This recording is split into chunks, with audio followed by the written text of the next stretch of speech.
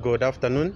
My name is Rafael Mwisa from Zambia. I am the project coordinator for an organization called the Scientific Initiatives for Health and Developed Zambia.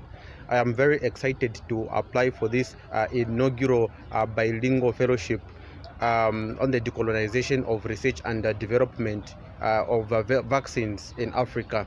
Of course, indeed, we know that almost all the vaccines that we receive for treatment here in Africa, they are either donated or they are purchased from outside countries outside of Africa, and therefore most of the time they are not very effective because the dosages that those kind of drugs come with, they have been conducted either in Europe or in Asia and a lot of countries outside of Africa.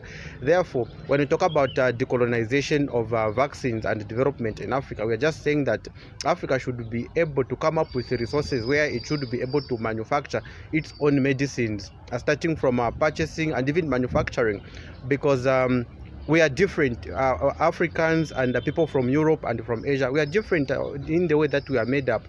Maybe sometimes the vaccines that can work in Europe, it cannot necessarily work here in Africa because our biological makeup is different from those people from the West. Therefore, we are advocating for Africa to start raising its own resources and also to manufacture its own medicines using its own resources, financial resources, and we even have a lot of resources that can be used to manufacture this kind of drugs. Drugs are not the only ones, even sustainable development for the sake of sustainability. What is going to happen if the developed countries stop sending their funding to Africa? So we need to be sustainable.